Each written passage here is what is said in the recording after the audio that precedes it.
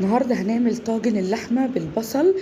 طاجن خطير غير اي طعم لحمه عملناها قبل كده. معايا صينيه على النار او طاسه سخنه، وبعد كده هنزل فيها بمعلقه من السمنه البلدي وحته من الليا. لو مش موجوده عندك ليا عادي هننزل بمعلقه من السمنه البلدي او زبده، وهبدا اسيح اللية كده بالشكل دوت. وبعد كده هيكون معايا كيلو من اللحمه.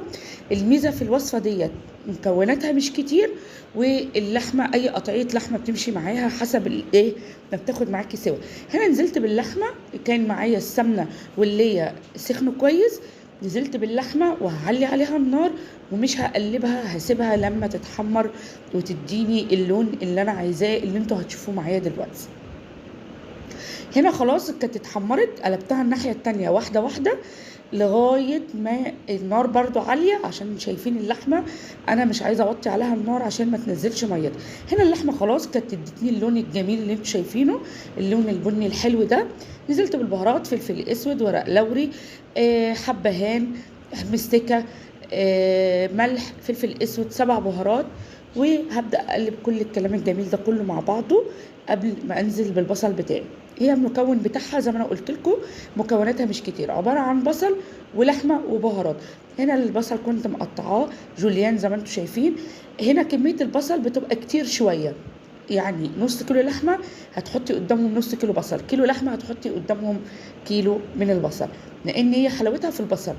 هنا البصل كنت اديته اللون اللي انتم شايفينه ده لما دبل معايا خالص. وبعد كده نزلت بميه سخنه لغايه ما غطيت بيها اللحمه عشان اللحمه تستوي معايا. هنا هنزل يعني حسيت ان هي عايزه ميه تاني، زودت كمان. وبعد كده غطيتها بغطا وسبتها تستوي كويس جدا مع بعض.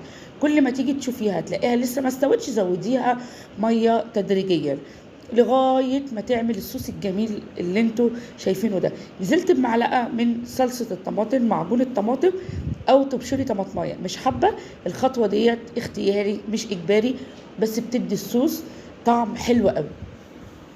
هنا خلاص كنت جهزت الطاجن بتاعي، وهنا اللحمه كانت استوت معايا حلو جدا وبقت دايبه خلاص كده، خدت السوا والبصل بقى دايب فيها. زي ما انتم شايفين هبدا انقلها معايا في الطاجن الفخار عشان ادخلها الفرن. هنا معايا معلقه من السمنه البلدي، دهنت بيها الطاجن ونزلت باللحمه بالبصل. وبعد كده دخلته الفرن، اديته وش. وبعد كده كل حاجه طبعا حاجه مستويه طلعت معايا بالجمال ده. الطاجن ده يا بنات خطير خطير، اللي جربه بجد هيندم اللي ما جربوش. يلا اشوفكم في فيديو جديد، باي باي.